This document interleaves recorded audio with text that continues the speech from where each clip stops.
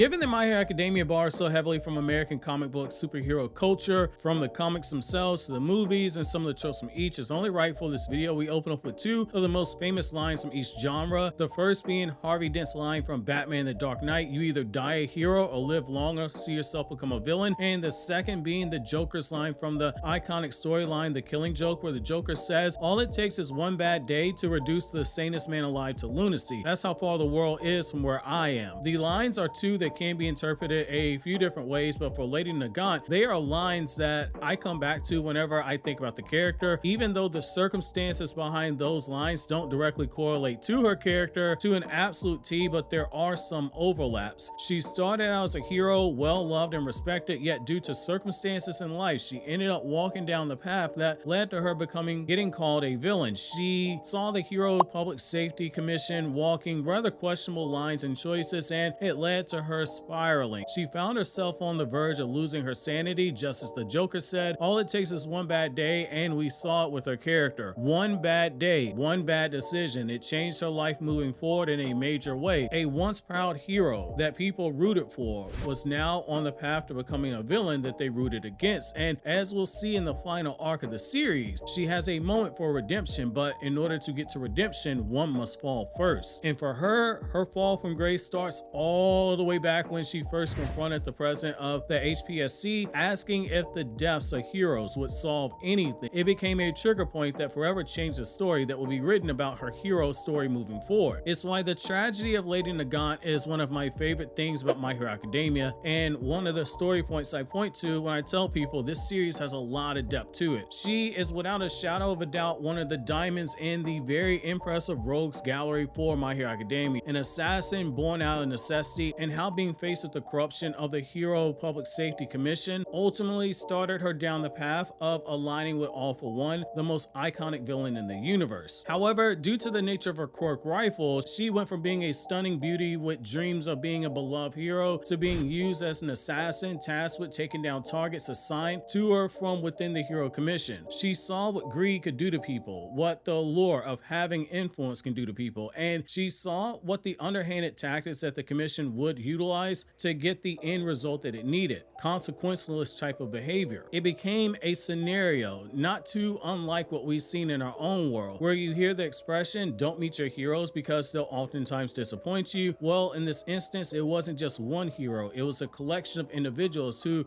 exposed that the people who she wanted so much to be a part of their society, they were just as flawed as humans as everyone else, quirk or no quirk. Some heroes, in an effort to gain fame and notoriety, they would make it a point to incite violence, or they would pay off criminals to make it seem all for them to swoop in and save the day and collect the fame as a result. For someone like Lady Nagant, the idea of someone abusing their position in this manner, it rightfully shouldn't have sat right with her, but her character becomes more interesting when you add in the president of the HPSC gave her the orders to take down those heroes who abuse the situation, when the honorable and ethical stance would have been to publicly address the situation head on. She was ordered to clean up the mess behind the scenes, tasking her with killing any heroes who had ties to criminal organizations, regardless as to how big or small. It was something that will weigh on the mind of any person who goes into the hero work wanting to do the right thing. Too often we see a criminal in court, and when they're sentenced, we as a society, we tend to go, of course he probably did it, good for him. However, what we don't do enough as a society is look at the things and the circumstances that led up to the moment where everything changed for him. It's why that line from the Joker has always stood out to me so much, because for as crazy and as zany as he is, he offered up words of wisdom into the truest insight of human nature. A soul, it isn't instantaneously corrupted. It happens slowly over time, and the more big-hearted a person is, the harder their fall from grace will become when their own inner demons eventually eat them alive before they fall. What I love about this is that it starts to show us the cracks in their character little by little as we get the information via flashbacks. The focus on mental health aspect, this was very brilliant writing, because taking another life, regardless as to how noble the cause is, it should still be something that weighs in on your heart, because you're using power given to you to take the most precious thing from another person that they have in their possession, their life. The way that her work as an assassin was spun onto her as it being labeled as a necessary evil needed to keep the trust of the people in the hero society, it makes it so heartbreaking to look at, because on one hand there is a cold calculated logic to what's being said, but on the other hand it is completely morally wrong, and not something that anyone should just come home to accept. Yet even in real life, those are the decisions that are made all the times behind closed doors. The life of one person or the discomfort of one person weighed against the betterment of society. It's a true example of consequenceless behavior. For instance, you find yourself at a lever, a runway trolley approaches, 5 people who are tied down by a set of tracks. Pulling the lever will divert the trolley onto a different set of tracks, but there's one person lying down. Do you pull the trigger? It's the same behavior here. Do you kill one hero for the sake of protecting hero society, or do you blow up everything and let everyone know that hero society has flaws in it as well? That's what made her decision to kill the president so heartbreaking in my opinion, because it was a true no-win situation for her. When faced with the corruption to that degree, going public with the truth, it might do more damage than good, and there's no guarantee that it will work out for the better either. If anything, the unknown for someone in that position of not knowing how far the corruption runs, it would rightfully make one question if things can even be salvaged or if things won't just blow up in your face. In fact, the very fact that the new president chose to cover up the scandal, it was proof that she was in a no-win situation, a cog in the machine that would continue to turn regardless as to what she did, because she couldn't be the one who broke the wheel that was constantly turning. Someone who one could argue was in the right and justified for the intention behind her actions was now paying the price of being a victim of a system and sentenced to life in prison, which could have been a lot worse for her. She could have been outright killed, but she wasn't, which is ironic. It's almost that the narrative was saying that someone who knows the truth shouldn't be punished with death, but they should still be punished for crossing a line and taking another life, even though her life itself was in danger. It really just comes down to how you view killing and how you view killing in self-defense, how you view killing as a morality. However, there is more than one way to kill someone, which is what happened to her once she was on the inside. Whatever feelings she had when she first became a hero, it began to chip away. A hero was now in prison with the worst of the worst, the very people that heroes like her used to hunt down to make them pay for their crimes. In short, it was as big of a nightmare for a former cop being in jail. The expression "watch your back," it totally applies here. Remorse for her actions, coupled with anger and hatred for hero society, it began to shape over time, deeper and deeper into darkness. Each day, another step taken while being locked away and isolated from the very society she once sought to protect. It rightfully changed her and made her susceptible to the wishes and the whisperings of the evil that she was locked away with. By the time All For One carried out the riot at the facility, her soul had already been poisoned enough to be enticed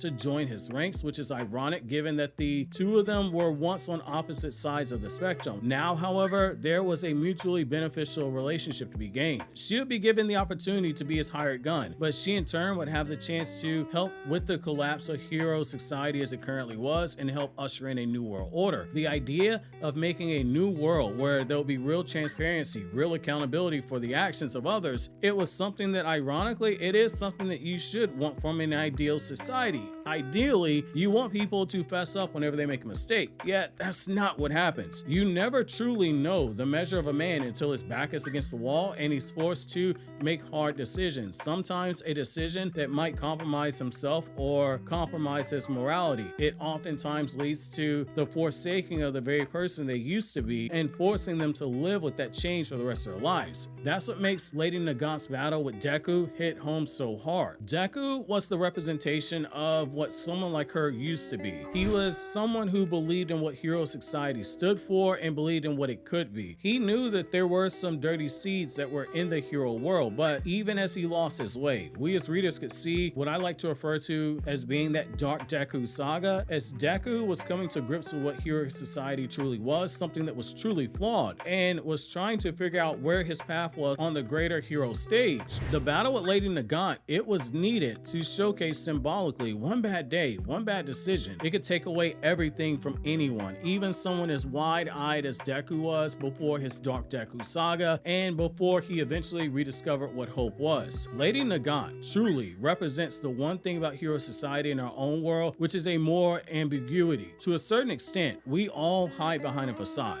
some of us more than others. We all have that voice in our heads that says the things that we're really thinking that we really don't say because of our understanding of cultural norms and expectations and circumstances. That's also what makes her defeat and our past getting revealed hit home so hard, because it shows us that even the darkest of secrets end up coming to light. Even the most troubled amongst us, they have a reason for the things that they do, even if we don't realize it ourselves at the time. And even those who you think might be lost, if given the opportunity to redeem themselves, they will take the opportunity, like Lady Nagant does in the final arc of the manga itself, where she gets up on the top of the hospital rooftop and she assists in a very big battle. The other reason why I love her character isn't just because of the case study that she provides on mental health and the effects of moral ambiguity that it can have on it, but I also love the fact that she's a sniper and her own name is a reference to the Nagant rifle. The reason being is that snipers have to be incredibly accurate and patient. The most skilled snipers, they are standouts for a reason. Being able to sit in one position for hours, in some cases days on end, waiting night and day for the right moment to shoot your target, that fits perfectly with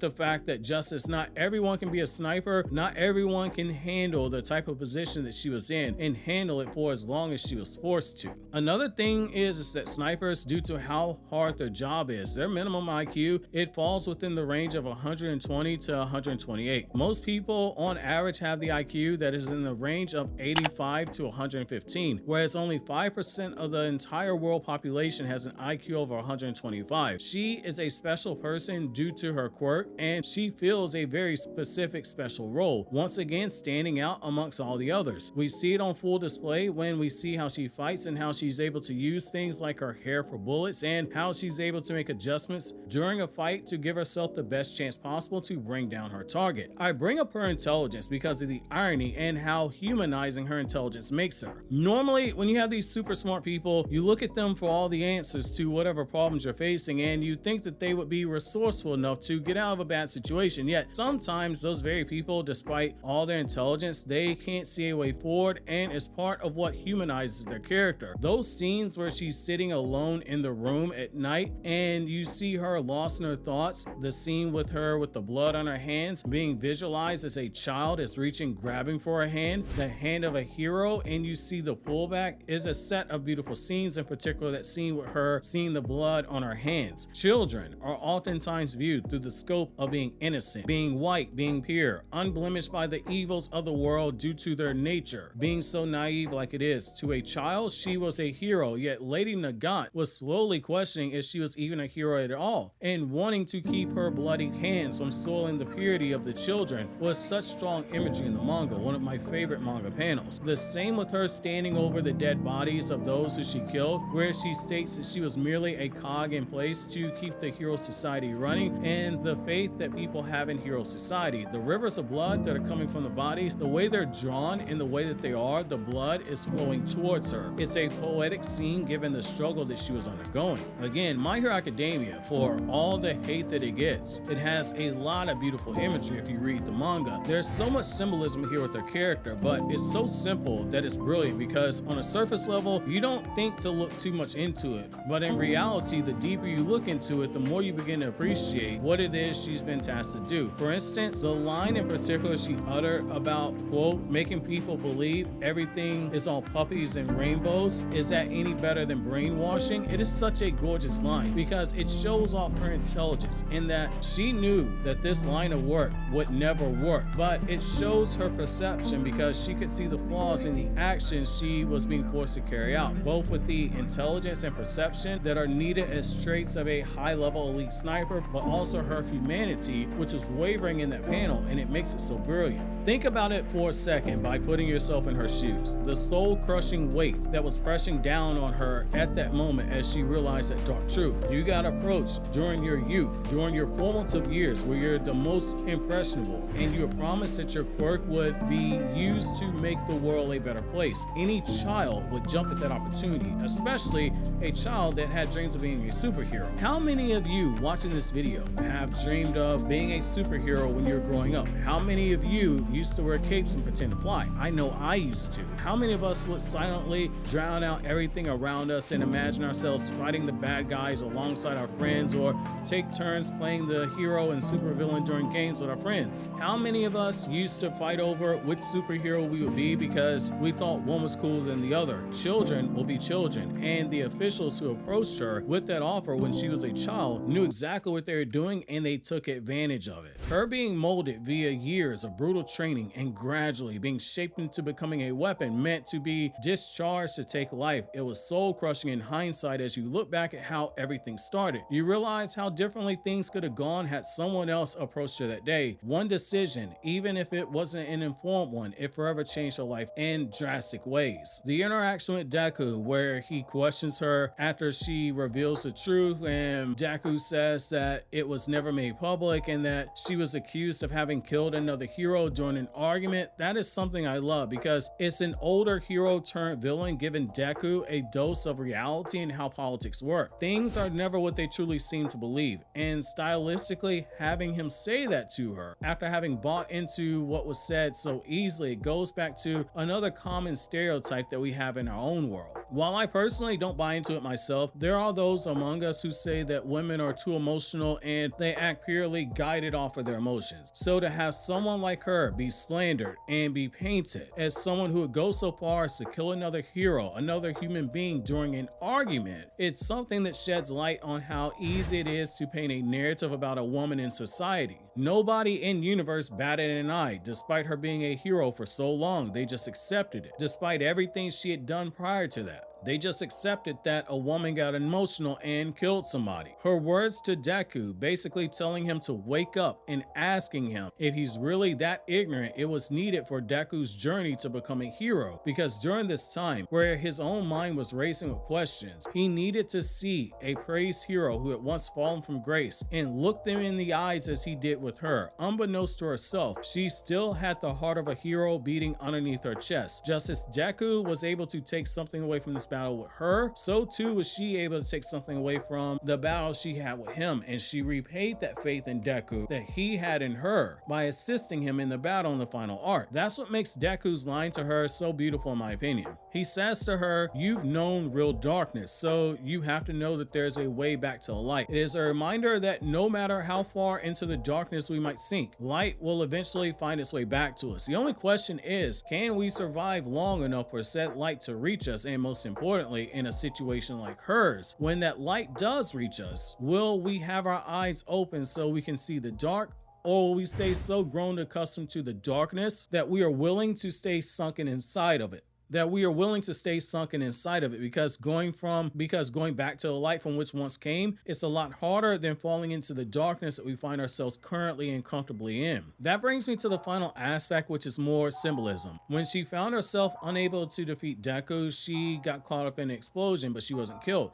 However, that moment reminded me of that expression that in order for something to be born again, it needs to be consumed by fire. It's why the Phoenix is so legendary. It lives and then it bursts into flames and then it's reborn. Lady Nagant, after hearing Deku in Hawk's voice, finds herself being reborn. It's the rise and the fall and the rebirth of a hero. If you enjoyed this video essay, click here for the others on the channel and subscribe for more My Hero Academia content.